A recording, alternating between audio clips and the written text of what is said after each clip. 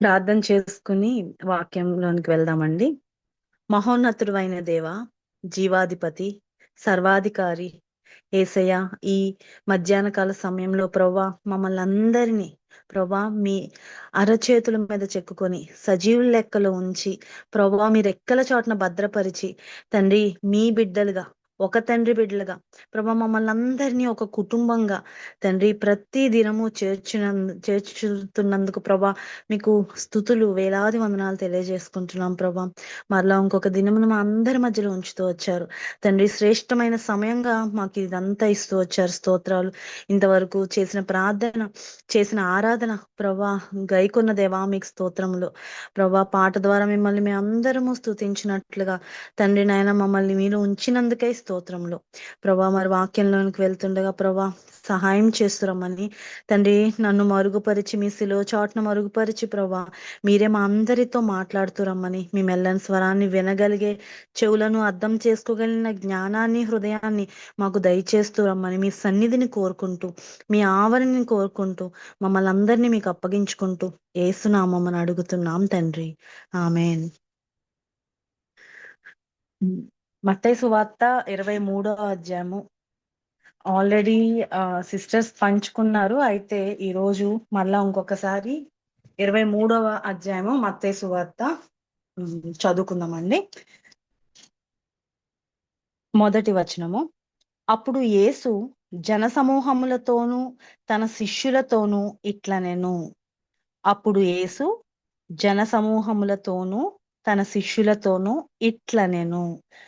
గమనిస్తే ఇక్కడ యేసయ్య ఇట్లనెను అనుంది. అంటే ఇక్కడ మాట్లాడేది ఎవరు అంటే యేసయ్య. యేసయ్య ఇట్లనెను అనుంది. ఇలానే ముందు దాంట్లో 22లో చూసినా యేసు వారికి ఉత్తరం ఇచ్చుచు తిరిగి ఉపమాన రీతిగా ఇట్లనెను. అంటే ఇప్పుడు మనకి అనుదినము ఇస్తున్న వాక్య భాగం ఏదైతే ఉందో అది స్పష్టంగా రాయబడి ఉంది. ఏంటి అంటే అది యేసయ్య వాయిస్, అది యేసయ్య మాట, అది యేసయ్య మనకి స్పష్టంగా తెలియజేస్తున్న మాట. ఇక్కడ గమనిస్తే ఇక్కడ జన సమూహములతోనూ తన శిష్యులతోనూ అని రాయబడింది.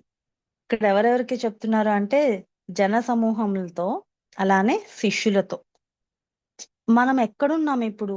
మనల్ని దేవుడు చేయి పట్టుకుని నడిపిస్తూ మత్తయి సువార్తలో నుంచి, మత్తయి సువార్త మొదటి అధ్యాయం నుంచి 23వ అధ్యాయం దాకా నడిపించుకుంటూ వచ్చారు యేసయ్య. ఆయన మాటలు వినిపిస్తూ ఒక జర్నీలో తీసుకొచ్చారు. ఎలా నేర్పించుకుంటూ వచ్చారంటే ప్రతి చోట కూర్చుంటే కూర్చున్నట్లుగా, సముద్రంలో వెళ్తుంటే వెళ్తున్నట్లుగా ఎంతో జ్ఞానాన్ని ఇస్తూ మనకి అంతా నేర్పించుకుంటూ వచ్చారు. మరి 23వ అధ్యాయంలో ఇప్పుడు యేసయ్య స్పష్టంగా అంటున్నారు కదా, యేసు జన సమూహములతోనూ తన శిష్యులతోనూ ఇట్లనెను అని ఉంది. ఇక్కడ ఎవరెవరు ఉన్నారంటే జన సమూహము, శిష్యులు అయితే ఉన్నారు. మరి మనం ఈ జన సమూహంలో ఉన్నామా, శిష్యులుగా ఉన్నామా అనేది ముందు మనం ఆలోచన చేసుకోవాలి. జన సమూహం అంటే చాలా మంది యేసయ్యను ఫాలో అవుతూ వచ్చారు. ఎందుకు ఫాలో అవుతూ వచ్చారంటే అయితే ఆశించొచ్చారు. అంటే స్వస్థత, వాళ్ళకి గుడ్డి వాళ్ళు గాని, ఇంకా ఒంట్లో బాగోని వాళ్ళు గాని బాగుపడాలి అని కోరుకునే వాళ్ళు ఆశించి యేసయ్యని ఫాలో అవుతూ వచ్చారు. జన సమూహంలో వీళ్ళున్నారు. ఇంకెవరున్నారంటే ఆకర్షింపబడి కూడా వచ్చిన వాళ్ళు ఉన్నారు. ఏమి ఆకర్షించి వచ్చారు అంటే ఆయన బోధ విన్న వాళ్ళు ఎవ్వరూ కూడా వెనక్కి తిరిగి వెళ్ళడానికి ఇష్టపడట్లా. 3 రోజులైనా, 4 రోజులైనా, ఎన్ని రోజులైనా ఆయన చెప్పేది వింటూ అక్కడే ఉంటూ వచ్చారు. మనం చూసాం ఇంతకు ముందు. ఇవన్నీ ఎందుకు జరుగుతా వచ్చినాయి అంటే ఆయనలోని ఆ ఆకర్షణ, ఆయన మాటలోని ఆకర్షణ, ఏదైతే వాళ్ళ ఆత్మకి లోటుగా ఉందో ఇన్నాళ్ళు అది దొరికేసరికి వాళ్ళు అక్కడి నుంచి వెళ్ళలేక ఫాలో అవుతూ వచ్చారు. ఇంకా కొంతమంది ఉన్నారు ఈ జనసమూహంలో. వాళ్ళు ఎవరంటే మార్చబడిన వాళ్ళు. కొంతమంది గుడ్డివారు గాని, కొంతమంది స్వస్థపరచబడిన వారు గాని, వాళ్ళు దేవుని చేత తాకబడి స్వస్థపరచబడిన తర్వాత వెనక్కి తిరిగి వెళ్ళలేదు. దేవునితోనే యేసయ్యతోనే యేసయ్యనే వెంబడిస్తూ వచ్చారు. సో జన సమూహంలో ఈ ముగ్గురిని మనం చూస్తాం. మరి ఈ ముగ్గురులో మనం ఉన్నామా? మనం యేసయ్యని ఎందుకు నమ్ముకుంటూ వస్తున్నాము? మనం యేసయ్యని దగ్గర స్వస్థత కోరి ఆయన దగ్గరకు వచ్చామా? లేదా ఆయన మాటలు, ఆయన వాక్యము వినసొంపుగా ఉందనో, లేకపోతే అది మన జీవితానికి మన జీవితంలో అదేదో మనకి లేనిది ఇస్తోందనో వచ్చామా? లేదా ఆయన్ని వెంబడిస్తూ వచ్చామా? ఆయన చేసిన దానికి కృతజ్ఞత కలిగి, ఆయన మన జీవితంలో చేసిన దానికి కృతజ్ఞత కలిగి మనం దేవుని ఫాలో అవుతున్నామా? ఈ 3 కేటగిరీస్‌లో ఏదో ఒకటి మనం ఖచ్చితంగా అయ్యుంటాం. యేసు ప్రభువుని నమ్మి ఆయన్ని వెంబడించే జన సమూహములు అంటే వీళ్ళు ముగ్గురు ఉంటారు. మనం ఎవరు అనేది ఆలోచించాలి. లేదు ఇవేమీ కాదు, నేను జన సమూహములతో కాదంటారా? ఇక్కడ ఇంకొకళ్ళు ఉన్నారు. ఎవరంటే ఆయన శిష్యులతో ఈ మాట చెప్తున్నారు యేసయ్య. మరి ఆ శిష్యులలో మనం ఉన్నామా? ఆయన శిష్యులు అంటే ఆయనతో సహవాసం కలిగి పగలు రాత్రి ఆ సమయం ఈ సమయం కాదు, ప్రతి క్షణము ఆయనతోనే ఉండి, అంటే ఆయనతో సహవాసం కలిగి ఆయన చేత ఆయన చేత ఉమ్, తరబీదు తీసుకుంటున్నారు, ట్రైనింగ్ తీసుకున్నారు వాళ్ళు. ఏం ట్రైనింగ్ తీసుకున్నారంటే ఆయన కన్నా ఎక్కువ అద్భుత కార్యాలు చేయగలిగినట్లు దేవుడు అనుగ్రహిస్తూ వచ్చాడు. ఆయన కన్నా అని ఉంది అక్కడ. ఇలాంటి తర్బీదు మనల్ని మొదటి అధ్యాయం నుంచి దేవుడు మనకి ఇస్తున్నాడు. అక్కడ మనం దేవుణ్ణి ఫాలో అవడం మొదలు పెట్టుంటే ఈ పాటికి అయితే జన సమూహంలో ఏదో ఒక వారిలో ఉంటాము, లేదా శిష్యులుగా అయినా ఈ పాటికి తరబీదు పొంది ఉండాలి మనం. కాబట్టి ఈ రోజు మనతోనే దేవుడు స్పష్టంగా మాట్లాడుతున్నారు. మనం ఇంతమంది ఉన్నాం. ఎవరు శిష్యులుగా ఆయన్ని వెంబడిస్తున్నారో, లేదా జన సమూహముగా మనం ఆయన్ని వెంబడిస్తున్నామో, కానీ మనతోనే స్పష్టంగా దేవుడు మాట్లాడుతున్న మాటలు. మత్తయి సువార్త 23వ అధ్యాయము. ఎందుకంటే ఆయన ఎందుకు ఇది మనం ఇక్కడ ఒక మాట మనం గమనించుకుంటే, యేసయ్య ఇట్లనెను అనుంది. యేసుప్రభు ఎవరు? నేనే సత్యము, జీవము, మార్గము అని చెప్పారు యేసయ్య. ఇట్లా నేను మాట్లాడింది, ఆ సత్యం మాట్లాడుతోంది ఇక్కడ, ఆ జీవం మాట్లాడుతోంది, ఆ మార్గం మాట్లాడుతోంది. అది వాయిస్ ఆఫ్ ట్రూత్. అది ఆయన వాయిసే.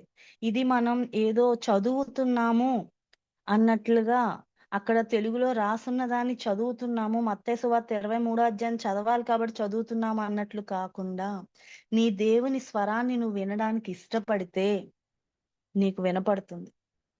ఇది ఎందుకు దేవుడు ఇలా మనతో ఆయన స్వరంగా మారి చెప్తున్నారంటే, ఏది నిజమో నీకు తెలీదు.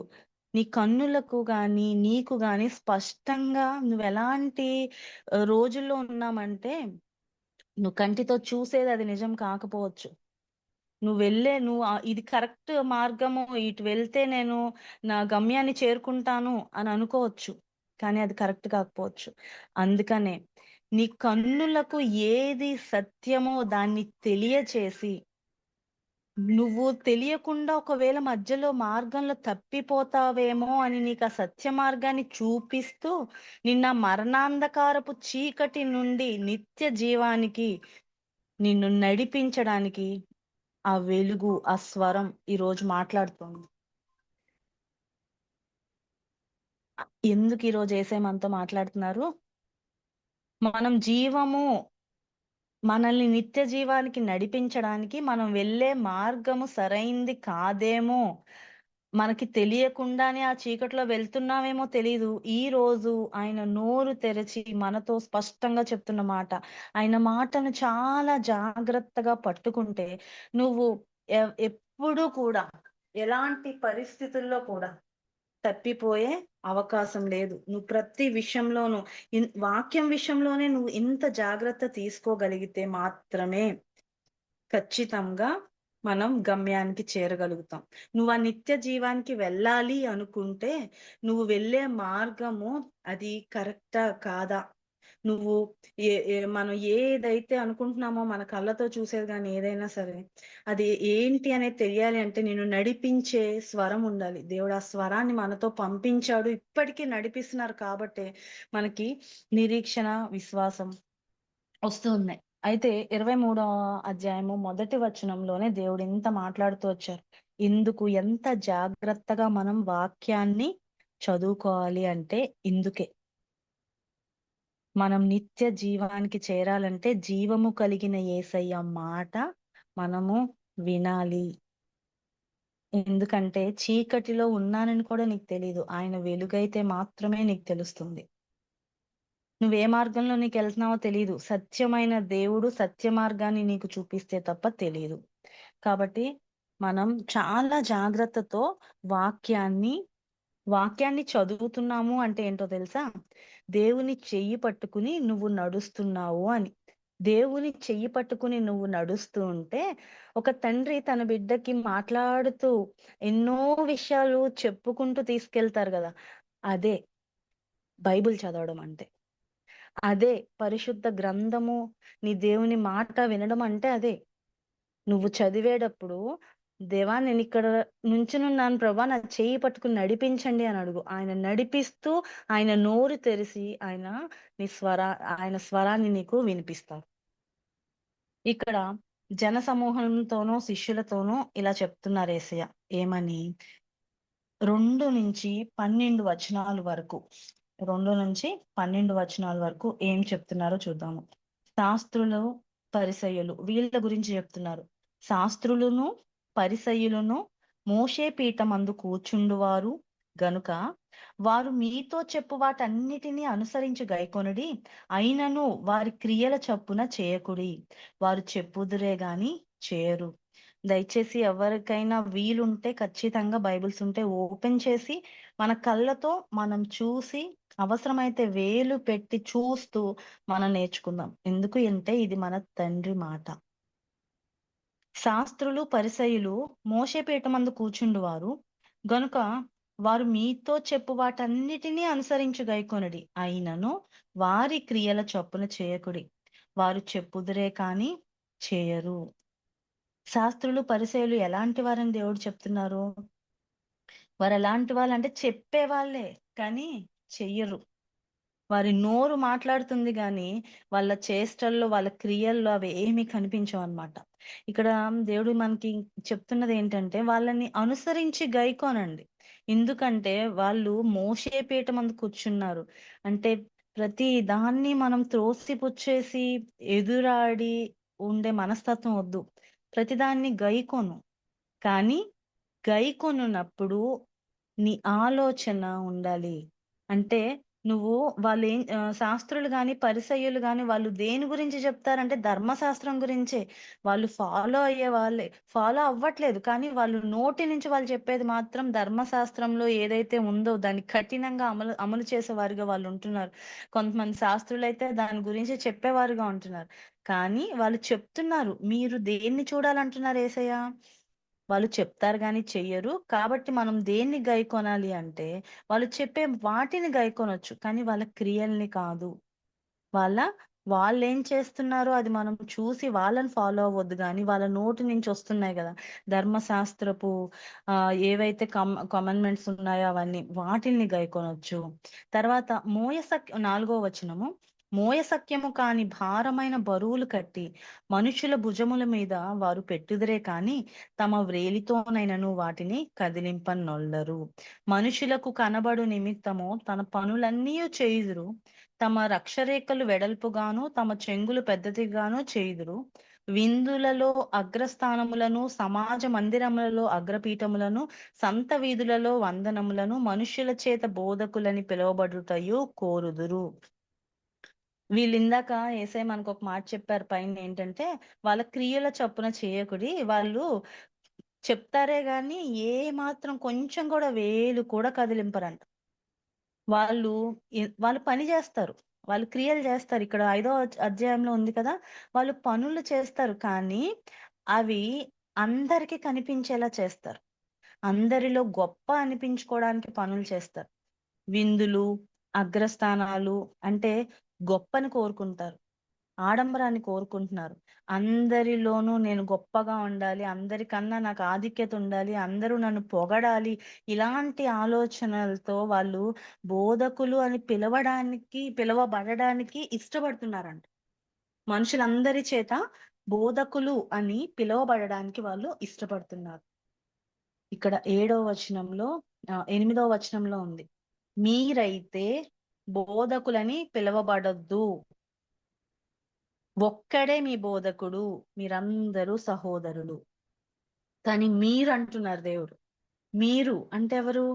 ఇప్పుడు మనం చేయి పట్టుకుని మనల్ని నడిపిస్తూ మన దేవుడు మన వైపు చూస్తూ, జన సమూహముల వైపు చూస్తూ, శిష్యులందరినీ చూసి చెప్తున్నారు ఇది. మీరు అలా పిలువబడొద్దు. మీకొక్కడే గురువు. క్షమించండి, మీకు ఒక్కడే బోధకుడు. మీరందరూ సహోదరులు. ఒక్కడే బోధకుడు. బోధకుడు అంటే బోధించేవాడు కదా.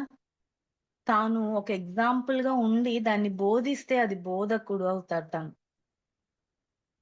అంతేగాని ఇక్కడ వీళ్ళు బోధకులని పిలువబడదాం అనుకుంటున్నారు గాని వాళ్ళు నోరు మాట్లాడుతోంది తప్ప వాళ్ళ చేష్టల్లోనూ, వాళ్ళ క్రియల్లోనూ, వాళ్ళ ప్రవర్తనలోనూ అది కనిపించట్లేదు. వాళ్ళు బోధకులు అవరు. కానీ మీకు ఒక్కడే బోధకుడు. ఎవరు అంటే ఎవరైతే ఎవ ఎవరైతే తాను అలా జీవించి మనకు ఒక ఎగ్జాంపుల్ గా నిలిచి మనకి బోధిస్తారో వాళ్ళని యాక్సెప్ట్ చేయొచ్చు. అదే అంటున్నారు. అందుకనే దేవుడు ఇక్కడ అంటున్నారు, ఒక్కడే మీ బోధకుడు. ఆ బోధకుడు ఎవరో చూద్దాం, కిందకెళ్దాము. మరియు భూమి మీద ఎవరికైనాను తండ్రి అని పేరు పెట్టొద్దు. ఒక్కడే మీ తండ్రి, ఆయన పరలోకమందున్నాడు. తండ్రి అని ఎవ్వరికి బిరుదులు ఇచ్చి వాళ్ళ వెనకాల మీరు ఫాలో అవ్వద్దు. తండ్రి అని పిలవబడాలి అంటే నిన్ను కన్న వాళ్ళు అయి ఉండాలి. అంటే నిన్ను సృష్టించిన వాళ్ళు అయి ఉండాలి. అంటే ఇక్కడ స్పష్టంగా తెలియబడుతుంది, మనల్ని సృష్టించిన సృష్టికర్త మాత్రమే మన తండ్రి. కాబట్టి మనం ఇంకెవ్వరిని కూడా తండ్రి అనే బిరుదిచ్చి నిలబెట్టకూడదు, ఫాలో అవ్వకూడదు. అలానే 10వ వచనంలో మీరు గురువులని పిలువబడొద్దు, క్రీస్తు ఒక్కడే మీ గురువు. ఎవ్వరిని గురువులు అనొద్దు, క్రీస్తు ఒక్కడే మీ గురువు. గురువు అంటే తాను చెప్పింది ఎదుటి మనిషి నేర్చుకునేదాకా. ఇప్పుడు టీచర్స్ ఉంటారు, వాళ్ళు గురువులు. ఎందుకంటే వాళ్ళు ఏదైతే బోధిస్తారో అది మనలో జీర్ణమయ్యి మనం మారి అదంతా మనకు వచ్చేదాకా చెప్తానే ఉంటారు.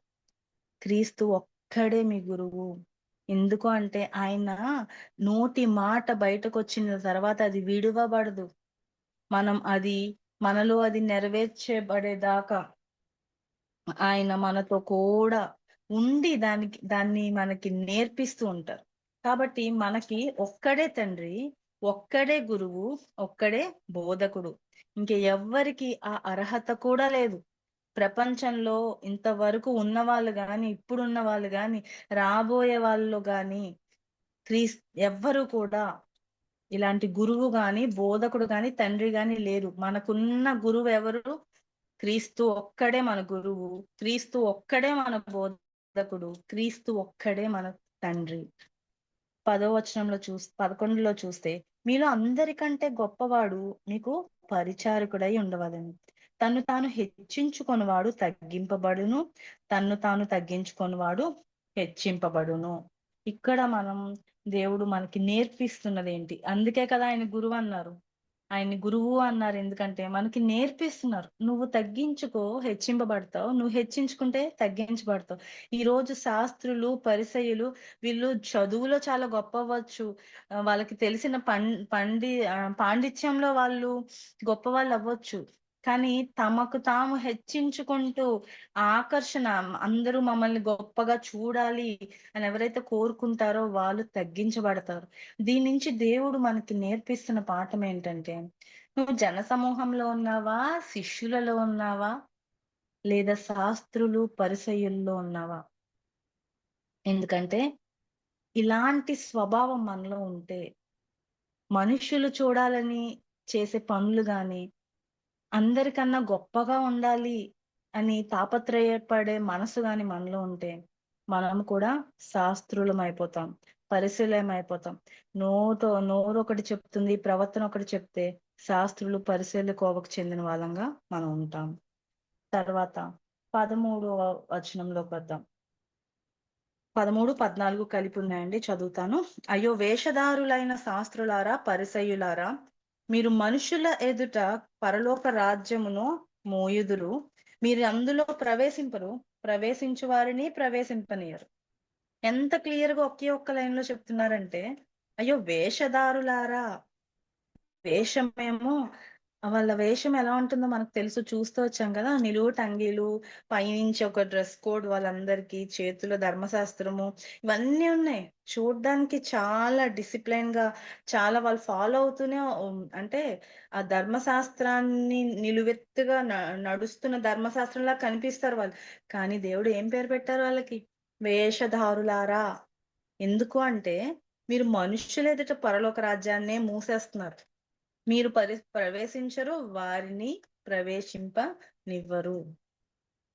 ఎందుకు పరలోక రాజ్యమును మూసేస్తున్నారు అని అంత పెద్ద మాట దేవుడు మాట్లాడారంటే, ధర్మశాస్త్రాన్ని మోషేకి దేవుడు ఇచ్చారు, రాయించి ఇచ్చారు పలకల మీద. ఆ ధర్మశాస్త్రాన్ని ఇచ్చినప్పుడు ఎన్నో ఆజ్ఞలు ఉన్నాయండి. ఎందుకని ఇచ్చారు అవి అంటే, నువ్వు అవన్నీ ఫాలో అయితే నీలో పరిశుద్ధత ఉంటుంది, నీలో క్షమించే గుణం ఉంటుంది, నీలో ప్రేమించే గుణం ఉంటుంది, పక్కన వాళ్ళది ఆశించని గుణం ఉంటుంది, నీలో గర్వము లేదా ఇంకా ఆ 10 కమాండ్మెంట్స్ మనం అర్థం చేసుకుంటే, గ్రహించుకుంటే, ఒక మనిషి ప్యూర్ గా మారడానికి ఏది కావాలో అది ధర్మశాస్త్రంలో దేవుడు రాయించాడు. ఎందుకంటే నువ్వు అలా మారితేనే తప్ప నిన్ను పరలోక రాజ్యాన్ని నువ్వు సమీపించలేవు. కానీ వీళ్ళు ఆ ధర్మశాస్త్రాన్ని పట్టుకుని చెప్పవలసిన దాన్ని చెప్పకుండా, బోధించవలసిన దాన్ని బోధించకుండా, వాళ్ళు ఏం చేస్తున్నారంటే పరలోక రాజ్యాన్ని మూసేస్తున్నారు. అంటే పరలోక రాజ్యానికి వెళ్ళడానికి ఏవైతే అవసరమో దాన్ని మూసేసి కట్టడలను అనుసరించి నడిచే బిడ్డలుగా తయారైపోతూ వచ్చారనమాట. కాబట్టి మీరు ఎలాగూ ప్రవేశించరు, ఎందుకంటే మీరు ఫాలో అవట్లేదు కాబట్టి. మనుషులను కూడా మీరు ప్రవేశింపనివ్వరు అనే గొప్ప పెద్ద మాట దేవుడు వాళ్ళ ఎదుట మాట్లాడాల్సి వచ్చింది. తర్వాత 15వ వచనంలోకి వస్తే, అయ్యో వేషధారులైన శాస్త్రులారా, పరిసయ్యులారా, ఒకని మీ మతములో కలుపుకొనుటకు మీరు సముద్రమును భూమిని చుట్టి వచ్చెదరు. అతడు కలిసినప్పుడు అతను మీకంటే 2 నరకపాత్రునిగా చేయుదురు. వేషధారులైన శాస్త్రులారా, అయ్యో అన్నారు యేసయ్య. ముందు కూడా అయ్యో అయ్యో అని ఎప్పుడు అంటాం మనం? అసలు చాలా అది లోపల బాధతో వస్తుంది. అయ్యో ఏంటిది అనుకుంటాం. అంటే అయ్యో మీరు చేస్తున్న పనేంటో మీకు తెలుసా? మీ మతంలో కలుపుకోవడానికి సముద్రం చుట్టొచ్చేస్తున్నారు, భూమంతా చుట్టొచ్చేస్తున్నారు ఒకళ్ళని మీ మతంలో కలుపుకోవడానికి. కానీ మీ మతంలో అతడు కలిసినప్పుడు మీకన్నా 2 నరకపాత్రునిగా చేయుదురు. ఇక్కడ మతము అని వచ్చింది. మతము అని ఎందుకు వచ్చిందంటే, మతము అంటే ఎలా చెప్పాలి అంటే, అప్పట్లో యెహోవానే తండ్రి, ఒక్కళ్ళే దేవుడు అయినప్పటికీ యేసయ్య మతము అని ఎందుకు యూజ్ చేయాల్సి వచ్చింది అంటే, మతము అనేది ఏంటంటే ఒక ధర్మం అవ్వచ్చు, అంటే ఒక పర్టిక్యులర్ దేవుడికి సాంప్రదాయాలని, ధర్మాలని, విశ్వాసమని, కొన్ని కట్టుబాట్లని, వీటన్నిటితోనూ దాన్ని వర్షిప్ చేస్తా ఉంటారు. ఇప్పుడు క్రిస్టియానిటీ జీసస్ అంటారు, తర్వాత ముస్లిమ్స్ అయితే అల్లా అంటారు, లేకపోతే హిందూస్ అయితే రకరకాల విగ్రహాలు ఉన్నాయి. అవన్నీ మతము అని అంటున్నారు ఇప్పుడు. అయితే మతం అంటే అసలు నువ్వు అర్థం చేసుకోవాల్సింది ఏంటంటే, కొన్ని కట్టుబాట్లు పెట్టుకొని, కొన్ని ధర్మాలు పెట్టుకొని, కొన్నిటిని ఫాలో అవుతూ దాన్ని వర్షిప్ చేస్తున్నారు, అది మతం అనుకుంటున్నారు. ఇక్కడ చూడండి, మన దేవుడు ఈరోజు మీరు నేను అందరము చెప్పగలం ఇది మతం కాదు, మార్గం అని. ఎందుకంటే మనము ఒక మనం ఒక జ్ఞానంలోకి వచ్చాం. ఆనాడు శాస్త్రులు పరిసయ్యులు చెప్పింది కాదు, ఈనాడు స్పష్టంగా మన వాక్యం ఎప్పుడైతే మన దగ్గరకు వచ్చిందో మన లోపల ఉన్న చీకటిని అది తీసివేసి ఆయన్ని మనకి పరిచయం చేస్తూ వచ్చింది. ఆ వాక్యం ద్వారానే ఈరోజు మీరు నేను అందరము రక్షించబడ్డాం ముందు. అంటే జ్ఞానంతో తెలుసుకోగలుగుతున్నాము. ఇప్పుడు అందరికీ చెప్పగలుగుతున్నాము. ఇది మతం కాదు మార్గము అని. దేనికి మార్గం అంటే నువ్వు దేవుణ్ణి చేరుకోవడానికి, ఆ పరలోక రాజ్యాన్ని చేరుకోవడానికి కొన్ని ఒక మార్గం కావాలి. ఆ మార్గాన్ని ధర్మశాస్త్రంలో రాసిస్తే, వాళ్ళు ఆ ధర్మశాస్త్రంలో ఉన్నది ఉన్నట్టుగా కాకుండా, అర్థం చేసుకొని, గ్రహించుకుని, దాని ప్రకారంగా కాకుండా వాళ్ళు కొన్ని కట్టుబాట్లు పెట్టుకున్నారు. కొన్ని రకరకాలు వాళ్ళ వేషధారణ అంతా బయటపడిపోయింది. అది ఉండిపోయింది. అసలైన పరలోక రాజ్యం మూయబడుతూ వచ్చింది. కాబట్టి మనకి ఇంత గొప్పగా ఒక గొప్ప జ్ఞానం దేవుడు మనకి ఇస్తూ వచ్చారు. దాన్ని మనం అర్థం చేసుకుంటూ వచ్చాం. వెలుగులోకి వచ్చాం. అదే ఇది మార్గము అని. ఇది మతము కాదు. వాళ్ళంట అసలు మా ఇక్కడ ఒక మాట ఉంది కదా ఆఖరిలో, అతన్ని మీకంటే రెండంతలు నరక పాత్రునిగా చేయదు. అసలు మీరు లోపలికి ఎందుకు తీసుకొచ్చారు? ఒకళ్ళు వెళ్ళి మా మతంలోకి రండి అని ఇక్కడ శాస్త్రులు, పరిసయులు వాళ్ళకి అలవాటు చేస్తున్నారు. దేనికి అంటే ఒక మంచి మార్గంలో నడిపించడానికి, నిజమైన దేవుని తట్టు తీసుకెళ్ళడానికి. కానీ వాళ్ళు చేసేది ఏంటి అంటే రెండంతల నరకానికి తీసుకెళ్తున్నారంట. అందుకనే దేవుడు అంటున్నారు అయ్యో అని. అయ్యో వేషధారులైన శాస్త్రులారా. 16వ వచనం చూస్తే అయ్యో అంధులైన మార్గదర్శకులారా. చూసారా, పై దాన్ని బట్టి కింద అంటున్నారు అంధులైన మార్గదర్శకులారా. అంటే మీరే మార్గంలో సరిగ్గా లేరు, కానీ మార్గదర్శకులుగా కనిపిస్తూ ఉన్నారు. ఎలాంటి మార్గదర్శకులు అంట వీళ్ళు? అంధులైన మార్గదర్శులు. అంటే గుడ్డి వాళ్ళు వెళ్ళే మార్గం ఏంటి అనేది తెలియదు. వాళ్ళ కళ్ళు దాటేసినాయి అవన్నీ. వాళ్ళలో వేషధారణ వచ్చేసింది. వాళ్ళలో కఠినత్వం వచ్చేసింది. ఏదైతే ధర్మశాస్త్రం బోధించిందో వాటన్నిటి నుంచి వాళ్ళు బయటకు వచ్చేసి వాళ్ళే తెలియని మార్గంలో వెళ్తున్నారు. అందుకే దేవుడు అంటున్నారు అంధులైన మార్గదర్శకులారా. మార్గదర్శకం చేసే వ్యక్తి అంధుడైతే వెనకాల వచ్చే వాళ్ళందరూ కూడా దాని ఫలితాన్ని అనుభవిస్తూ ఉంటారు. కాబట్టి దేవుడు ఇక్కడ 16వ వచనంలో చెప్తున్నారు, ఒకడు దేవాలయం తోడని ఒట్టు పెట్టుకుంటే అందులో ఏమీ లేదు గాని దేవాలయంలోని బంగారము తోడని ఒట్టు పెట్టుకుంటే వాడు దానికి బద్ధుడని మీరు చెప్పుదురు. అవివేకులారా, అందులారా, ఏది గొప్పది? బంగారమా? బంగారమును పరిశుద్ధపరచు దేవాలయము. ఇక్కడ ఒకటి తీసుకొచ్చారు వాళ్ళకి చెప్పడానికి, ఉపమానంలో తీసుకొచ్చారు. మీరేంటి ఒట్టు పెట్టుకునే విషయంలో దేవాలయంలో బంగారం తోడని పెట్టుకుంటే దానికి బద్దుడని చెప్తున్నారు. దేవాలయం తోడని పెట్టుకుంటే అందులో ఏం లేదని చెప్తున్నారు. అసలు ఇక్కడ ఎంత గొప్ప క్వశ్చన్ వేస్తారంటే ఏది గొప్పది? బంగారమా? బంగారం పరిశుద్ధపరచు దేవాలయమా? మరియు బలిపీఠము తోడని ఒకడు ఒట్టు పెట్టుకుంటే అందులో ఏమీ లేదు, కానీ దాని పైనుండి అర్పణము తోడని ఒట్టు పెట్టుకుంటే దానికి బద్ధుడని మీరు చెప్పుదురు. ఇంకొకసారి అంటున్నారు అవివేకులారా, అందులారా, ఏది గొప్పది? అర్పణమా? అర్పణమును పరిశుద్ధపరచు బలిపీఠమా? బలిపీఠము తోడని ఒట్టు పెట్టుకుని వాడు దాని తోడనియు దాని పైనుండి వాటన్నిటి తోడనియు ఒట్టు పెట్టుకొనుచున్నాడు. ఇందులో మనం గ్రహించవలసింది ఏంటి అంటే దేవుని దగ్గర నుంచి వచ్చిన స్వరము అది ఏమంటారంటే కలుషితం అయిపోతూ వచ్చింది. ఇక్కడ చూడండి యేసయ్య చెప్తున్నారు కదా, నీవు ఆకాశము 22లో చూస్తే ఆకాశము తోడని ఒట్టు పెట్టుకునేవారు ఎవరితో ఒట్టు పెట్టుకుంటున్నట్టు?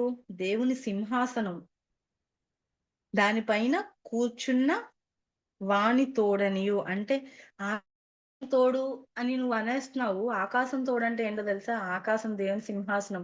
కాబట్టి నువ్వు దాని తోడని పెడుతున్నావు. దాని మీద కూర్చున్న వాడి తోడని పెడుతున్నావు. మనకి ఏమంటే ఒక వెలుగు చూపిస్తున్నారు. అది ఏది జ్ఞానమో దాన్ని నేర్పిస్తున్నారు. కానీ వీళ్ళేం చేస్తున్నారంటే బంగారం మీద ఆశ, డబ్బుల మీద ఆశ. ఎందుకంటే అర్పణం వైపు చూస్తున్నారు, బంగారం వైపు చూస్తున్నారు. బంగారం వైపు చూసి దేవాలయాన్ని తృణీకరిస్తున్నారు. అర్పణం వైపు చూసి బలిపీఠాన్ని తృణీకరిస్తున్నారు. ఇది వాళ్ళల్లో చేరిపోయింది. శాస్త్రులలో, పరిసయ్యులలో చేరిపోయింది. అందుకనే అందులారా అంటున్నారు, అవివేకులారా అంటున్నారు. ఇలా పిలిచినప్పుడు మన హృదయం కూడా మనతో మాట్లాడుతుంది ఒక్కొక్కసారి. మనం దేనికి ప్రాధాన్యత ఇస్తున్నాము? దేవుని మాటకి ఇస్తున్నామా? దే ఇప్పుడు ఎవరికి ఇస్తున్నాము మనం దేనికి ప్రాధాన్యత ఇస్తున్నాం? దేవుడికి అర్పించే విషయంలో కూడా దేవుడు ఎప్పుడైనా నువ్వు నాకు ఇది అర్పించు, నువ్వు నాకు ఇది చేస్తే గాని ఇది చేయదని బిజినెస్ డీల్స్ ఎప్పుడు మనతో మాట్లాడలేదు. ఆయన చాలా గొప్ప దేవుడు. నేను మా హస్బెండ్ తో ఎప్పుడు అంటా, మీ దేవుడు చాలా కాస్ట్లీ దేవుడులేండి అని. ఎందుకంటే లక్షలు లక్షలు ఖర్చు పెడుతూ ఉంటారు. లక్షలు లక్షలే ప్రతి నెల ఎన్నో లక్షలు ఖర్చు పెడుతూ ఉంటారు వాటికి. ఏమన్నా అంటే అది మనకి మంచి జరుగుతుంది అంటారు. లేదా చాలా ఇబ్బందుల్లో ఉన్నప్పటికీ, ఎంత ఇబ్బందుల్లో ఉన్నామంటే బయట నుంచి అప్పు చేసి తీసుకొచ్చి గడిపే రోజుల్లో ఆయన అప్పు చేసి 3,00,000 పెట్టి ఆఫీస్‌లో ఆహ్, యజ్ఞం చేయించారు. నేనప్పుడన్నా ఏవండీ ఎందుకు అదే డబ్బులు కట్టేస్తే మళ్ళీ చెరువులు సెట్ అవుతాయి కదా! కొంచెం. ఎందుకు చేయించారంటే, లేదు అది చేస్తే మంచిదంట. ఇక నుంచి మనకున్నదంతా పోతుందంట. దేవుడు ఏంటి పూజారి చెప్పారు. దేవుడు ఇక్కడి నుంచి మీకు ఇది చేస్తాడు, మేలు చేస్తాడని. అంటే నేనప్పుడు వెంటనే గబుక్కున అనేసా, అమ్మో! మీ దేవుడు చాలా కాస్ట్‌లీ దేవుడండి అని. ఇదే మనుషులు మన దేవుడు అడగ్గని దేవుడు. ఎందుకంటే ఆయనకి సమస్తము ఉన్నాయి. ఆయన దగ్గర మనం అడిగి పొందుకుంటున్నాం ప్రతీది కూడా. అంత గొప్ప దేవుడు దొరికినందుకు మనకి నిజంగా ఆయన పేరట ప్రార్థించడానికో, మాట్లాడడానికో ఇచ్చిన ఈ ధన్యత జీవితకాలం అంతా మనం అర్థం చేసుకున్నా సరిపోదు.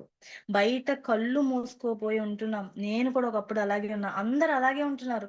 కళ్ళు తెరిచారా, మూసారా కూడా తెలియని పరిస్థితిలో ఉంటున్నారు. చెవులకు వినబడుతోంది సువార్త. కానీ నమ్మలేని వారుగా ఉంటున్నారు. మార్చబడలేని వారుగా ఉంటున్నారన్నమాట. దేవుడు చాలా స్పష్టంగా ఈరోజు మనందరము కూర్చుని దేవుని స్వరాన్ని వింటున్నాం ప్రతిరోజు అంటే అది మనకిచ్చిన ధన్యత. మనం అందుకే జాగ్రత్తగా దేవుని వేలు పట్టుకునే నడుస్తూ వెళ్ళాలి. ఆయన మాటను చాలా జాగ్రత్తగా ఫాలో అవుతూ వింటూ అర్థం కాకపోతే తిరిగి దేవుణ్ణి మళ్ళీ కనుక్కుంటూ వెళ్ళాలి. ఎందుకంటే నువ్వు నిత్య జీవానికి వెళ్ళడానికి ఇవి చాలా అవసరం. మనం రోజు మన జీవిత కాలంలో కొన్ని రోజులు ఇలా బైబిల్ ఇవన్నీ ఎందుకు చాలా సందర్భాల్లో రొటీన్ అయిపోయే క్రిస్టియన్ లైఫ్ ని చూస్తా ఉంటాం మనం. అది మన నుంచి కొట్టివేయబడాలి. లేకపోతే మనం కూడా ఇలా శాస్త్రుల వలె పరిసయ్యుల వలె అయిపోతాం బయట లోకానికి చూసినప్పుడు, బయట లోకం నిన్ను చూసినప్పుడు నువ్వు ఒక శాస్త్రులుగా పరిసయ్యులుగా వాళ్ళు ఎలా అయితే ఉన్నారో వేషధారణలో అలాగే కనిపిస్తాం. కాబట్టి చాలా జాగ్రత్తగా ఉండాలి. ఇక్కడ అంటున్నారు రెండంతల నరక పాత్రునిగా మనం వాళ్ళని చేసిన వాళ్ళం అవుతాము. ఒకళ్ళకి దేవుని మార్గం లేదా దేవుని సువార్త చెప్పి నువ్వు రక్షించాలి అంటే ముందు నీ మార్చబడాలి. ముందు నీ మాట మారాలి, నీ మనసు మారాలి, నీ క్షమాగుణం మారాలి. నువ్వు సమస్తము మారి నువ్వు క్రీస్తుని పోలి నడుచుకుంటూనే సువార్త చెయ్యి. లేదంటే శాస్త్రుల వలె పరిసయ్యుల వలె అయిపోతాం. కాబట్టి చాలా జాగ్రత్తతో ఎందుకంటే వాళ్ళని కూడా మనము నరకప్రాయులుగా చేసిన వాళ్ళమవుతాం. 23 అయ్యో వేషధారులైన శాస్త్రులారా పరిసయ్యులారా మీరు పుదీనలోను సోపులోను జీలకర్రలోను 10వ వంతు చెల్లించి ధర్మశాస్త్రములో ప్రధానమైన విషయములను అనగా న్యాయమును కనికరమును విశ్వాసమును విడిచిపెట్టిరి వాటిని మానక వీటిని చేయవలసి ఉండెను అందులైన మార్గదర్శకులారా దోమ లేకుండునట్లు వడియగట్టి ఒంటెను మృంగువారు మీరే మళ్ళీ చెక్అవుట్ చేసుకోమన్నారు దేవుడు మీరే అని స్పష్టంగా మాట్లాడుతున్నారు ఎవరు అంటే 10వ వంతు అంటే ధర్మశాస్త్రంలో అన్ని ఆజ్ఞలు ఉంటే నీ 10వ వంతు చెల్లించుము అనేది తీసుకుని ప్రతి దాంట్లోనూ 10వ వంతు చాలా నిక్కచ్చిగా నిజాయితీగా మనం తినే దాంట్లో 10వ వంతు చేసే దాంట్లో 10వ వంతు అని నువ్వు చెల్లిస్తున్నావే కానీ అందులో ధర్మశాస్త్రంలో ప్రధానమైన విషయాలు ఉన్నాయి న్యాయము కనికరము విశ్వాసము ఎన్నో చెప్తారు నిన్ను వలె నీ పొరుగువారిని ప్రేమించు అన్నదే మొదటి ఆజ్ఞ అని చెప్పారు దేవుడు. అసలు ఆజ్ఞల్లో నీ పూర్ణ మనసుతో పూర్ణ ఆత్మతో నువ్వు నీ దేవుడైన యెహోవాను సేవించాలి ప్రేమించాలి ఇలాంటి వాటిల్ని మర్చిపోయి ప డబ్బులు చెల్లించేశాము 10వ వంతు చెల్లించేశాను అంటే ఇక్కడ దేవుడు అంటున్నారు ఇది మర్చిపోవాల్సిందే అదే నువ్వు చేయాలి ఇది అసలైంది విడిచిపెట్టారు అంటున్నారు ఇక్కడ వాటిని మానక వీటిని చేయవలసి ఉండెను ఏవి అవసరమో వాటిని విడిచిపెట్టి అవసరం లేని దాన్ని చేయడం వల్ల ఏమీ ఉపయోగం లేదు. తర్వాత 25వ అధ్యాయంలో చూస్తే, అయ్యో వేషధారులైన శాస్త్రులారా పరిసయ్యులారా, మీరు గిన్నెయు పల్లెమును వెలుపట శుద్ధి చేయుదురు కానీ లోపల దోపుతోనూ అజితేంద్రియత్వముతోనూ నిండి ఉన్నవి. గ్రుడ్డి పరిసయుడా, ఇంతవరకు యేసయ్య శాస్త్రులారా పరిసయ్యులారా అన్నారు కానీ చాలా క్లియర్ గా ఎత్తిపట్టి గుడ్డి పరిసయ్యుడా అంటే ప్రతిదాన్ని పరిసయ్యులు ఏం చేస్తూ వచ్చారు? శాస్త్రులు బోధించుకుంటూ వచ్చారు. పరిసయ్యులు అయితే దేవుని శోధించుకుంటూ వచ్చారు. ఏంటంటే నువ్వు ఇది చేసావు, ఇది తప్పు, నువ్వు ఇది చేసావు, వేలు పెట్టి చూపించేవారుగా మనం మొదటి నుంచి పరిసయ్యులను చూస్తూనే ఉన్నాం. ప్రతి చేసిన దాంట్లో ధర్మశాస్త్రం పక్కన పెట్టుకుని ఇది ఉందా, ఇది లేదా అని దేవుని ప్రశ్నించడము, దేవుని శోధించడము, విసిగించడము చేస్తున్న పరిసయ్యుణ్ణి దేవుడు అంటున్నమాట, గుడ్డి పరిసయ్యుడా, గిన్నె పల్లెము వెలుపల శుద్ధి అగునట్టుగా ముందు వాటి లోపల శుద్ధి చేయము. ఇక్కడ శాస్త్రులకి పరిసయ్యులకి వాళ్ళు ఎలా ఉంటారు అని దేవుడు చెప్తున్నారంటే, పైన చూడడానికి మీరు బాగానే ఉన్నారు కానీ లోపల దోపుతోను అంటే వాళ్ళు దోచుకునేవారుగా ఉంటున్నారు. వాళ్ళు ఎదుటి మనిషి మీద ఒత్తిడి తీసుకొచ్చి వాళ్ళ నుంచి దోచుకునేవారుగా ఉంటున్నారు. ఆ తర్వాత చూస్తే అజితేంద్రియత్వముతోనూ నిండి ఉన్నవి. వాళ్ళ లోపల మనసు దేంతో నిండి ఉందంటే, వాళ్ళకి నచ్చింది నచ్చినట్టు వాళ్ళు ఎలా ఉండాలనిపిస్తే అలా ఉంటూ, లోభత్వానికి లోబడిపోయి, ధనాపేక్షతో నిండిపోయి, అనేకుల మీద ఈ పన్నులు వసూలు చేయడమో, లేకపోతే అంటే వాళ్ళ మీద ఒత్తిడి పెట్టడమో, ఇలాంటివన్నీ జరుగుతున్నాయి. ఇష్టానుసారమైన ప్రవర్తనకి ఇది గుర్తు. సారమైన ప్రవర్తన. ఇది దీని గురించి మాట్లాడుతున్నారు దేవుడు. వాళ్ళ లోపల ఇది ఉంది. కానీ పైన చాలా డిసిప్లైన్ గా, చాలా దేవుణ్ణి మోసుకొని పోయి గొర్రెపిల్లలా కనిపిస్తారు వాళ్ళంతా. అలా మనలో ఉందేమో చెక్ చేసుకోవాలి. ఒకవేళ మనలో కూడా అదే ఉందేమో. ఇక్కడ దోచుకోవడము అంటే వాళ్ళ దగ్గర నుంచి వాళ్ళ కష్టాన్ని దోచుకోవడం మాత్రమే కాదు. ఎదుటి మనిషి సంతోషాన్ని దోచుకున్నా, ఎదుటి మనిషి మనశ్శాంతిని దోచుకున్నా అది దోపే. ఆనాడు పరిసయ్యులైతే దేవుడు మనకి డబ్బులు ఇవన్నీ చూపిస్తున్నారు. కింద వాళ్ళ కష్టాన్ని వాళ్ళ దగ్గర నుంచి దోచుకున్నట్టు చూపిస్తున్నారు. ఈ రోజు మనల్ని ఏం చూపిస్తున్నారంటే, ఎదుటి మనిషి సంతోషాన్ని నువ్వు దోచుకోవద్దు, వాళ్ళ మనశ్శాంతిని దోచుకోవద్దు. నువ్వు నీకిష్టం వచ్చినట్లుగా నువ్వు లోభత్వానికి లోబడిపోయి, ధనాపేక్షకు లోబడిపోయి, ఇవన్నీ చేస్తూ పైకి ఆ మారు వేషాన్ని నువ్వు ధరిస్తే దేవుడు మన వైపు వేలు చూపిస్తాడు. అయ్యో అంటాడు దేవుడు. దేవుని చేత అయ్యో అనిపించుకునే స్థితి ఉంటే ఇంకా ఎవ్వరము మనల్ని మనం కూడా క్షమించుకోలేని స్థితికి వెళ్ళిపోతాం. ఇలాంటిది ఉంటే చెక్ చేసుకుందాము. తర్వాత 27వ వచనము, అయ్యో వేషధారులైన శాస్త్రులారా పరిసయ్యులారా, మీరు సున్నము కొట్టిన సమాధులను పోలి ఉన్నారు. అవి వెలుపల శృంగారముగా అగపడును కానీ లోపల చచ్చిన వారి ఎముకలతోనూ సమస్త కల్మషముతోనూ నిండి ఉన్నవి.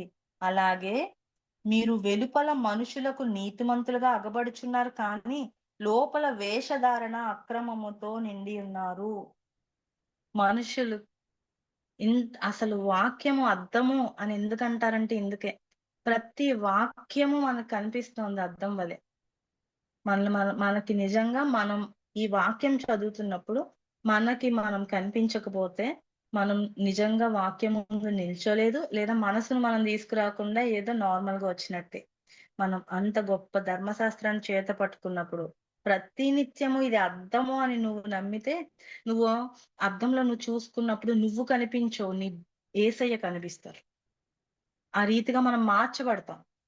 కాబట్టి ఇక్కడ ఏమంటున్నారు, నువ్వు లోపల ఎలా ఉంది అంటే సమాధులకి పైన సున్నం పెట్టి కలర్స్ వేసి రకరకాల బొమ్మలేసి బోల్డ్ చేస్తారు సమాధికి. కానీ లోపల ఏముంటుందంటే చచ్చిన ఎముకలు, కుళ్ళు పట్టేసింది, కల్మషం అంతా నిండి ఉంటుంది. ఒకవేళ అలా ఉంటే, అలా ఉండకూడదు అని దేవుడు మనతో సెలవిస్తున్నారు. అంటే అక్కడ శాస్త్రులు పరిసయ్యులను పోలే చెప్తున్నారు, ఇవన్నీ శాస్త్రులకి పరిసయ్యులకే అని వదిలిపెట్టేయకుండా ప్రతి చిన్నదాన్ని మనం చూసుకుంటూ, ఎందుకంటే ఒప్పుకోవడం చాలా మంచిది, ఒప్పుకోవడం చాలా అది యుక్తమైంది. నీ దేవుని ముందు ఒప్పుకుంటే చాలు, నువ్వు నిత్య జీవానికి వెళ్తావు కాబట్టి. ఇప్పుడే కాదు, ప్రతిసారి ఒప్పుకోలుతనం ఉండాలి, ప్రతి ప్రార్థనలోనూ ఒప్పుకోలుతనం ఉండాలి. అనేక సార్లు, నేనైతే చాలా సార్లు, ఇప్పుడు దేవుడు ఈ మాట ఏదైతే మీరు లోపల ఇలా ఉన్నారు పైన ఇలా, నిజంగానే నేను ఎన్నో సార్లు దేవుని దగ్గర ఇది ఒప్పుకున్నాను. నేను, ప్రభా నేను పైకి మంచిదానిలా ఉన్నాను ప్రభా, కానీ ఒకప్పుడు నాలో గర్వం ఉండేది, అసూయ ఉంది అది ప్రార్థన, నేనేదో అందరూ చెప్తున్నారని చెప్పట్లా, నా లోపల గర్వం ఉంది, అసూయ ఉంది, ద్వేషం ఉంది.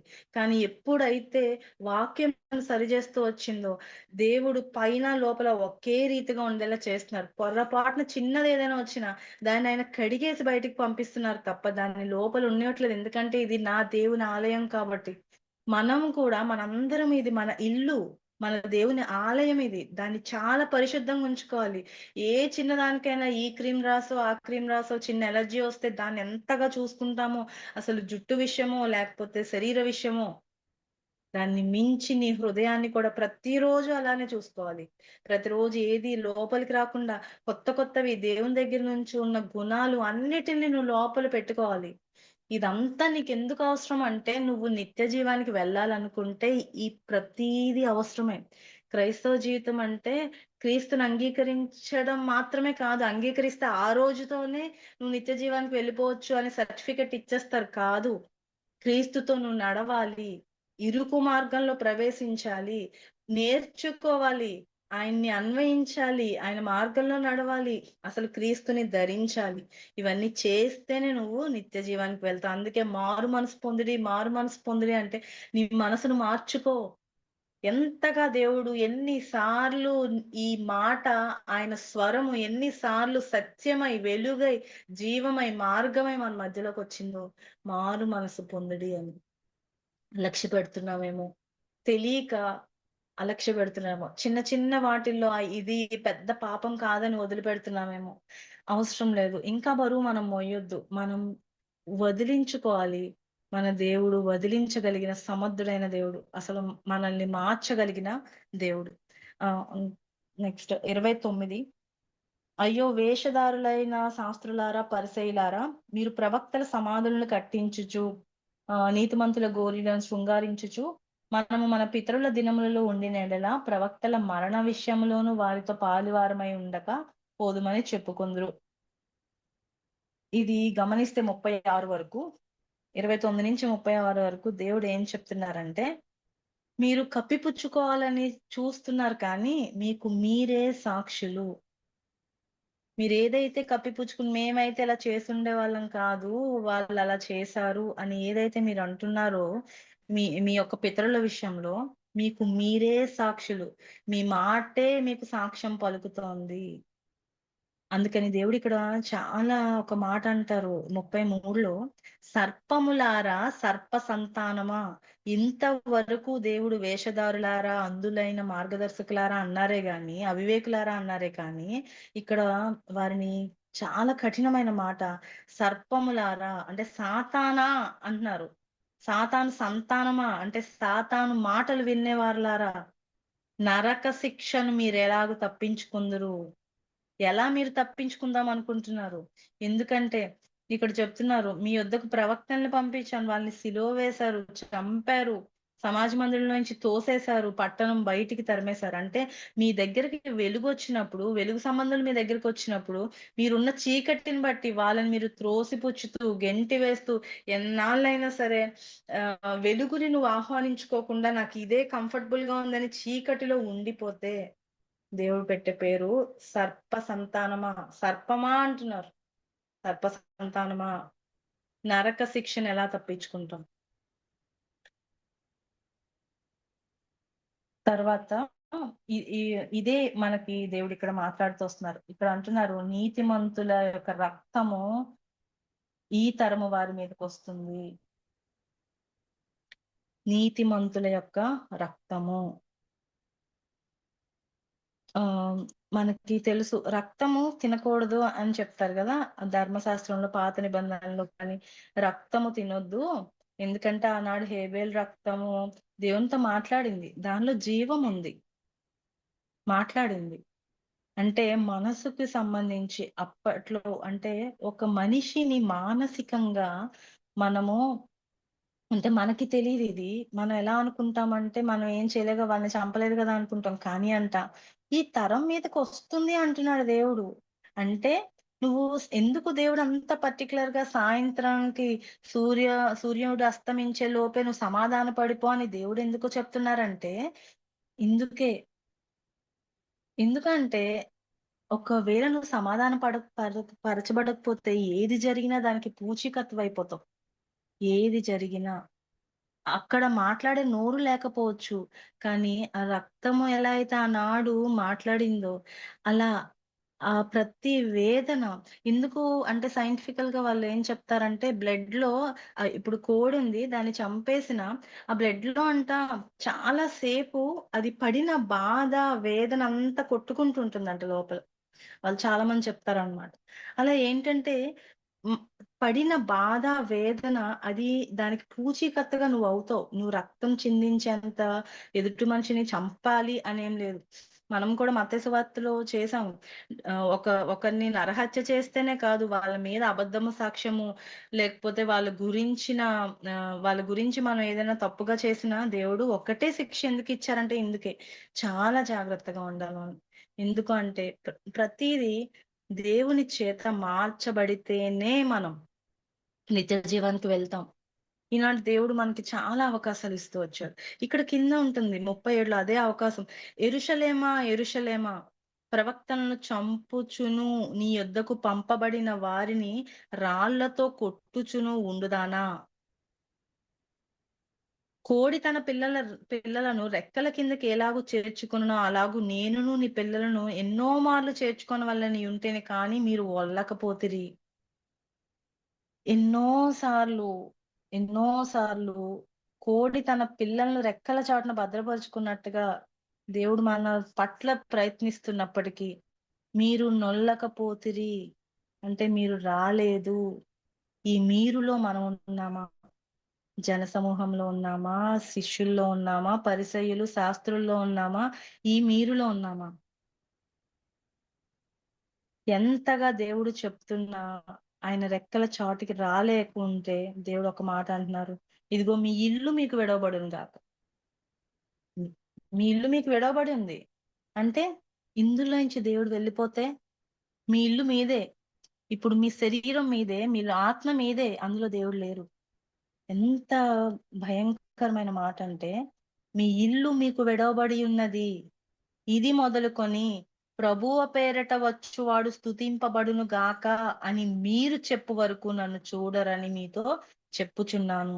ఇదంతా దేవుడు ఎందుకు చెప్తున్నారంటే శాస్త్రుల్ని, పరిసయ్యుల్ని ఆ రోజుల్లో ఫాలో అవుతా వచ్చేవారు అందరూ. అందుకనే దేవుడు చెప్పాడు మీకెవ్వరికి బోధకులు లేరు, తండ్రి లేడు, గురువు లేదు. అందరికీ క్రీస్తు ఒక్కడే గురువు. మీరు అలా ఫాలో అవ్వద్దు. ఎందుకంటే వాళ్ళు పైకి కనిపిస్తున్నారు తప్ప లోపలంతా కల్మషం ఉంది అని. అలానే ఇక్కడ లాస్ట్ లో ఒక మాట అంటున్నారు. ప్రభువు పేరట వచ్చువాడు స్తుతింపబడును గాక అని మీరు చెప్పు వరకు. ఎవరు చెప్పే వరకు? మీరు చెప్పే వరకు. ఎప్పుడు? ప్రభువు పేరట వచ్చేవారు. అంటే ఇప్పుడు ఏదైతే నిన్ను నీ దేవుని దగ్గర చేస్తుందో అది.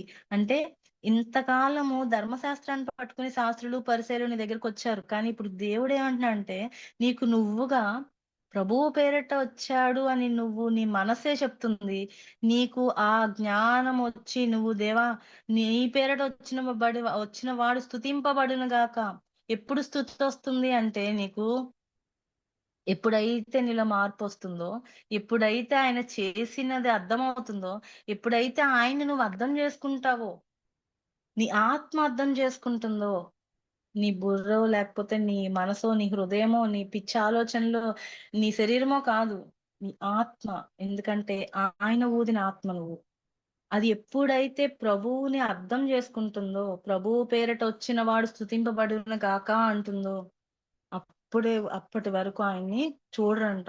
ఇంటి నుంచి వెళ్ళిపోతానంటున్నాడు దేవుడు.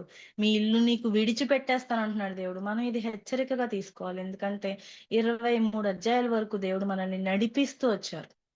వేలు పట్టి నడిపిస్తున్నారు దేవుడు. ఈ రోజు ఒక క్వశ్చన్ వేసుకుందాం, ఒక్క మాట నేర్చుకుందాం. ఏంటంటే ఇక్కడ శాస్త్రులకి చాలా పేర్లు పెట్టారు. మీరు గమనిస్తే ఒక 5-6 పేర్లు పెట్టారు. ఒకటి వేషధారులారా అన్నారు, ఒకటి అందులైన మార్గదర్శకులారా అన్నారు, ఒకటి అవివేకులారా, గుడ్డి పరిసయుడా అన్నారు, సర్పములారా, సర్ప సంతానం అని 6 పేర్లు పెట్టారు. ఈ 6 పేర్లకి సంబంధించిన వచనాలు మనం తిరిగి చదువుకుంటున్నప్పుడు మన మనస్సాక్షి మనల్ని గద్దిస్తే ఈ 6 పేర్లో ఒక పేరు మనకు వస్తుంది. అంటే మనం ఎవరిలో ఉన్నాం? శాస్త్రులు పరిసయ్యుల్లో ఉన్నాం. లేదు, ఇది ఏమీ కాదు, మన జన సమూహంలో ఉన్నామా, ఆయన్ని ఆశించి ఆయన్ని ఆకర్షించి ఆయన దగ్గర ఏదో నేర్చుకోవాలని ఆయన మంచి మార్గం చూపిస్తే వెళ్ళాలనుకుంటున్నామా, లేదు శిష్యులు పొందిన తర్బీదు వలె మనం కూడా తర్బీదు తీసుకుని ముందుకు నడుస్తున్నామా అనేది మనం ఆలోచించుకోవాలి. ఇంత గొప్ప దేవుడు మనకు దొరికాడు. ఎందుకంటే చాలా ఓపిక ఎక్కువ. ఎంత ఓపిక అంటే మన దేవునికి, ఎంతమంది జన సమూహంలో వచ్చినా, ఎంతమంది ఆయన్ని విసిగించినా, పరిసయ్యులు అవ్వండి, శాస్త్రులు అవ్వండి, ఇంకా ఎంత మంది విసిగించినా, ఏం చేసినా ఆయన తన బిడ్డలకి ఏది చెప్పాలనుకుంటున్నాడు అది మన వైపు చూస్తూ మనతోనే స్పష్టంగా తెలియజేసే దేవుడు. ఎందుకంటే ఆయనే సత్యం, మార్గము, జీవము. నువ్వు నిత్య జీవం వెళ్ళడానికి ఆయన నీకు ఆ సత్య మార్గాన్ని బోధించడానికి ఆయన తన స్వరం ఎత్తి ఇలా చెప్తున్నాడు. ఇవన్నీ 23 అధ్యాయం మన ముందు పెట్టబడింది అంటే మనం సరి చేసుకోవడానికి. మన వాక్యము మనల్ని సరి చేయకపోతే, వాక్యము మనల్ని సరి చేయలేకపోతే కాదు, వాక్యము ఖచ్చితంగా సరి చేస్తుంది. అది సుత్తి వంటిది, అది కత్తి వంటిది, అది అగ్ని వంటిది, ఖచ్చితంగా సరి చేస్తుంది. కానీ ఒప్పుకోలుతనం మనకు ఉండాలి. ఎందుకంటే ఈ జీవితం జీవించేస్తున్నాం, కళ్ళు మూసుకున్నట్టుగా మనసులు మూసుకుంటున్నాం, ఎప్పుడు బ్రతికేస్తాం అనుకుంటున్నాం. కాదు, మనకి ఒక రోజు ఉంది, దేవుడికి ఆల్రెడీ తెలుసు ఆ రోజు ఏంటో.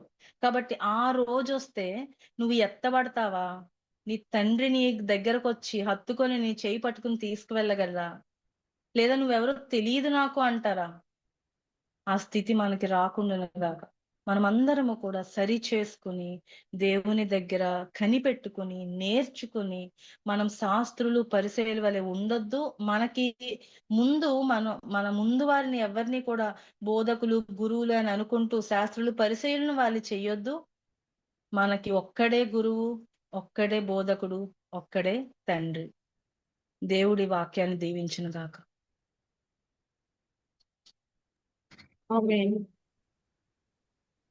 Thank you sister.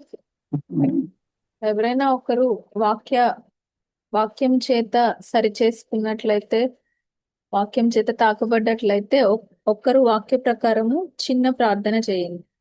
తర్వాత కుమారి సిస్టర్ చేసి ముగిస్తారు. అక్క నేను చేయను. చేయరా. పరిశుద్ధుడా, పరిశుద్ధుడా, పరముందున్న గొప్ప దైవమా, మహాగణుడా, సర్వోన్నతుడా, సర్వశక్తిమంతుడా, ఎంత గొప్ప తండ్రి అయ్యా.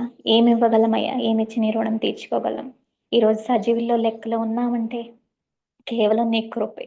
ఎంత గొప్ప దేవుడు అయ్యా. ఎంతో చక్కని మాటలు మాతో మాట్లాడగలవు, క్రమపరచగలిగిన వాడివి, కడిగినట్లుగా అయ్యా మమ్మల్ని మేము రోజు మా హృదయాన్ని, మా దేహాలని, లేకపోతే మాకున్న సమస్తాన్ని, మా పరిసరాలని, మా ఇల్లుని, మాకు సంబంధించినవన్నీ మేము కడుక్కుతూ, లేకపోతే ఏదైనా వంట చేస్తే పాత్రల్ని కడుక్కుంటూనైనా ఇది ఈ శుభ్రంగా ఉండాలి అని మేము మా పరిసరాలను చూసుకుంటాం. కానీ మాలో, మా హృదయంలో, మా మనసులో మేము ఏం కలిగి ఉండాలో, ఎలా మమ్మల్ని మేము సరి చేసుకోవాలో మరొక్కసారి మాతో మాట్లాడినందుకు నీకు వందనాలయ్యా. ఏమి ఇవ్వగలమయ్యా నీకు? మేము ఏమి ఇచ్చి నీ రుణం తీర్చుకోలేము. దినమెల్లా నిన్ను కొనియాడినా మా బ్రతుకులు సరిపోవయ్యా. గొప్ప దేవుడవి, ఎంత క్రమపరుస్తావో, ఎంతలా మమ్మల్ని ప్రేమిస్తున్నావో, ఎంతలా మమ్మల్ని శుద్ధులుగా చేయాలని అయ్యా శుద్ధ హృదయం మాకు దయచేయండి. గొప్ప తండ్రివయ్యా, ఏమిచ్చి మేము రుణం తీర్చుకోలేము. గొప్ప మాటలు మాకు తెలియజేసి అయ్యా ఇవేవైతే మాలో ఉన్నాయో మా హృదయంలో అయ్యా, మేము వేషధారులాగా ఉన్నామేమో, సున్నం కొట్టిన సమాధుల వలె మాలో ఇంకా మా హృదయంలో ఇంకేం మేము చేయలేకపోతున్నామో, క్షమించలేకపోతున్నామేమో, అసూయలు, ఈర్ష్యలు, ద్వేషాలు, పగలు, కామ, క్రోధ, లోభ, మదమత్సరాలు ఇంకా ఏమి మా జీవితాల్లో, మా కుటుంబాల్లో, లేకపోతే మా హృదయాల్లోనే ఉన్నాయేమో. మేము పైకి ఒకలాగా, మాటలు ఒకలాగా, లోపల ఒకలాగా, మా పెదవులు ఒకటి పలుకుతుంటే మా హృదయం ఒకలాగా ఉందేమో తండ్రి. అది మీరు ఎరిగిన వారయ్యా. మా హృదయం అయ్యా అన్నిటికంటే మోసకరమైందని నువ్వు చెప్పావు కదయ్యా. అయ్యా ఈ హృదయాన్ని నీకు అప్పగిస్తున్నా. కూడి వచ్చిన బిడ్డలందరినీ బట్టి అడుగుతున్నానయ్యా. ఈ ప్రార్థనలు మాకు ఈ సమయాన్ని దయచేసినందుకు వందనాలు, కృతజ్ఞతలు. మా హృదయాన్ని శుద్ధీకరించండి. మా హృదయం దేనితో నింపబడితే మా నోటికి అదే మాటలు వస్తాయి కాబట్టి మా హృదయం అంతటితోనయ్యా పూర్ణ హృదయంతో, పూర్ణ ఆత్మతో, పూర్ణ మనసుతో నేను ప్రేమించినట్లుగా మమ్మల్ని క్రమపరచండి, మమ్మల్ని శుద్ధీకరించండి, శుద్ధ హృదయాన్ని మాకు దయచేయండి. నువ్వు మాట్లాడిన మాటలు ఏవైతే ఉన్నాయో వాటిని బట్టి మమ్మల్ని మేము సరి చేసుకున్నట్లుగా ప్రతి పనిలో, ప్రతి విషయంలో, లేచిన, నించున్న, పడుకున్న, నడిచిన, ఎల్లప్పుడూ వీటిని బట్టి మమ్మల్ని మేము సరి చేసుకోవడానికి కృప చూపించమని గొప్ప దేవుడవయ్యా, గొప్ప దేవుడవి. నీ మాటలు ఎంత మధురమైనవి తండ్రి. నిజంగా అవి మా జీవకు మా మా మా మా మా మా బ్రతుకులు ఎక్కడ ప్రపంచంలో మేము ఎక్కడికి వెళ్ళినా నాయన కోరదగినవి, ఎన్నదగినవి, అవి మేము మా మా మధురమైనవి అని మాటలు. దాన్ని బట్టి నీకు వందనాలు, కృతజ్ఞతలు. చక్కని మాటలు మాకు తెలియజేసినందుకు వందనాలు. కూడి ఉన్న బిడ్డలందరిని బట్టి అయ్యా మిమ్మల్ని అడుగుతున్నాను. మా హృదయంలో ఇంకేమున్నాయో, మా హృదయంలో మాకు తెలియకుండా మేము ఏవైతే తీసివేసుకోలేకపోతున్నామో, లేకపోతే ఏటిని బట్టి మేము ఇంకా మార్చుకోలేకపోతున్నామో, మేము మార్చుకున్నామని అనుకోని కూడా దాన్ని తీసివేసుకోలేకపోతున్నామేమో మాకు తెలియదు. కానీ ఇదిగో మా హృదయాలన్నిటిని నీకు అప్పగిస్తున్నాను. గొప్ప దేవుడు అయ్యా, నీ కృపతో మమ్మల్ని జ్ఞాపకం చేసుకోండి. నీ వెలుగు మా మీద ప్రకాశింపజేసి నీ వాక్యంతో మాట్లాడినందుకు వందనాలు. నీ వాక్యంతో మమ్మల్ని నింపండి అయ్యా, మమ్మల్ని కడగండి, మమ్మల్ని శుద్ధీకరించండి. శుద్ధ హృదయాన్ని మాకు దయచేసి మీరు మాకు మా జీవితం అంటే మా శరీరం మీకు ఆలయమే ఉన్న ప్రకారం మా హృదయాన్ని, మా జీవితాన్ని, మా సమస్తాన్ని అయ్యా మమ్మల్ని కడిగి శుద్ధీకరించమని కోరుకోండి. ఇంత చక్కటి మాటలు మాకు అందజేసినందుకు, ఇంతలా మమ్మల్ని ఇష్టపడి క్రమపరుస్తూ శుద్ధీకరిస్తూ ప్రతిరోజు నీ మాటలు అందజేస్తున్నందుకు వందనాలు. గొప్ప దేవుడు అయ్యా, ఉన్నవాడు, అనువాడు, కోరదగిన వాడివి, ఎన్నదగిన వాడివి. Thank you so much for everything అయ్యా. మా కోసం నువ్వు ప్రాణం పెట్టి మమ్మల్ని ఇంతలా ప్రేమించడానికి మేము ఏ పాటి వారం అయ్యా.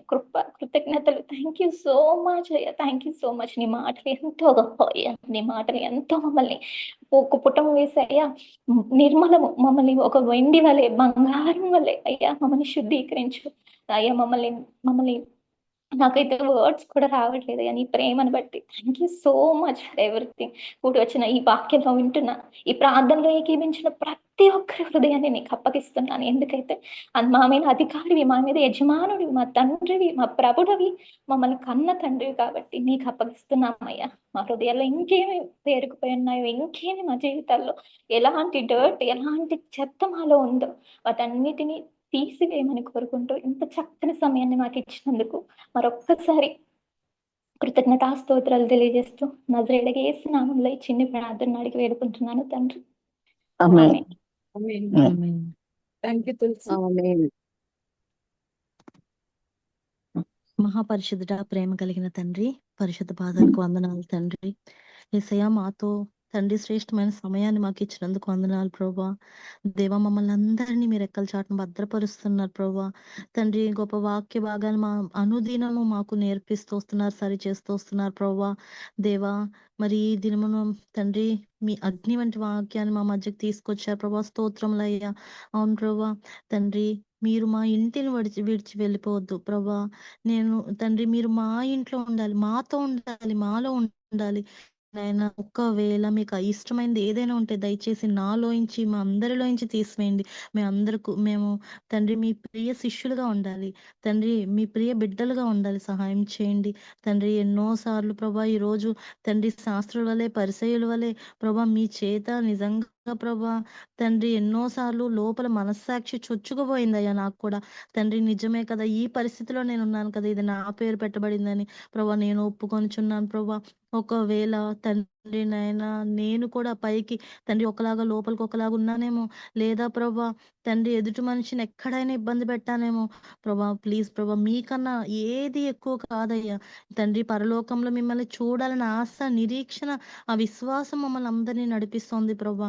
దేవా, అక్కడికి రావడానికి, ఆ నిత్య జీవాన్ని చేరుకోవడానికి మీ వెలుగు, మీ సత్యము, మీ మార్గమున మాకు అవసరము. సదాకాలం మాకు అవి నేర్పించుతున్నందుకు స్తోత్రాలు. మాకు ఒక్కడైన గురువుగా ఉన్నందుకు, ఒక్కడైన బోధకుడుగా ఉన్నందుకు, అన్నిటిని మించి మా తండ్రిగా ఉన్నందుకు మీకు స్తుతులు చెల్లించుకుంటూ, మమ్మల్ని అందరినీ మీ హస్తాలకు అప్పగించుకుంటూ తండ్రి నాయన ఇంత గొప్ప శ్రేష్టమైన సమయాన్ని మాకు ఇచ్చి మేము కడుక్కోవడానికి, మా పాపాలు కడుక్కోవడానికి, మేము చక్కగా ప్రభా నాయన తిరిగి సువర్ణం వలె ప్రభా మీ మీ దగ్గరికి రాగలగడానికి, మిమ్మల్ని చేర్చుకోగలగడానికి ప్రభా, మీతో కలిసి ముందుకు సాగడానికి మీరు ఏర్పాటు చేసిన జూమును బట్టి స్తుతులు చెల్లించుకుంటూ, మీ దగ్గర గొప్ప ఆశీర్వాదం ఉంది ప్రభా. ఏ చేతులైతే స్వస్థపరుస్తాయో అవే చేతులు ప్రభా ఆశీర్వాదిస్తాయి కదా ప్రభా. మీ చేతులు ప్రభా ఎంతమందిని స్వస్థపరుస్తూ వచ్చాయి, మమ్మల్ని స్వస్థపరచండి. ఇక్కడున్న మమ్మల్ని అందరినీ మీ యొక్క గాయపడిన హస్తాలు, మీ పరిశుద్ధమైన హస్తాలను పెట్టి ప్రభా మమ్మల్ని స్వస్థపరచండి. మానసికంగా స్వస్థపరచండి, శారీరకంగా స్వస్థపరచండి, ఆత్మీయంగా ప్రభా. తండ్రి సహాయం చేయమని, క్రీస్తు బిడ్డల వల్ల మేము తండ్రి ఉండడానికి సహాయం చేయండి. మీకు మహిమ తెచ్చే బిడ్డలుగా మేము ఉండాలి ప్రభా. మీకు తండ్రి బ్యాడ్ నేమ్ తెచ్చే వాళ్ళగా కాదు దేవా. సహాయం చేయండి. మా మాట, ప్రవర్తన, నడవడిక అన్నీ మీకు అంగీకారంగా ఉండాలి. మా హృదయాలోచనలు మీకు అంగీకారంగా ఉండాలి దేవా. సహాయం చేయమని తండ్రి ఒక్క కుటుంబంగా, ఒక్క ఆత్మగా మేమందరము కలిసి వేడుకుంటున్నాం తండ్రి. సదాకాలము మా చేయి పట్టుకుని నడిపించండి. మీరు వెలుగు దేవా, మీరు సత్యము, మీరు మార్గము తండ్రి. మీరే మమ్మల్ని నడిపిస్తూ రమ్మని తండ్రి, మీ ఆశీర్వాదాలు మా అందరి మీద ఉంచి తండ్రి నాయన మరి పవనన్నయ్య, జోషి సిస్టర్ని బట్టి కూడా స్తుతులు చెల్లించుకుంటూ, మీరు ఘనంగా జరిపించిన తండ్రి ఫాస్టింగ్ ప్రేయర్స్ ని బట్టి కూడా స్తుతులు చెల్లించుకుంటూ, అందరి జీవితాల్లో ఉన్న చెరసాలను, అందరి జీవితాల్లో తండ్రి ఉన్నటువంటి సాతాను కాడిని విరగొడుతున్నందుకు ప్రభా ముందుగా తండ్రి కృతజ్ఞతాస్తుతులు చెల్లించుకుంటూ, ఇంత గొప్ప దేవునికి బిడ్డలుగా ఉండడం ప్రభా అది మా ధన్యతని ఒప్పుకుంటూ, మమ్మల్ని తండ్రి మేము తగ్గించుకుంటూ, ఇంత గొప్ప దేవుణ్ణి హెచ్చిస్తూ యేసయ్య నామమున అడిగి వేడుకొని పొందుకుంటున్నాం తండ్రి. ఆమేన్. ఆమేన్. ప్రైజ్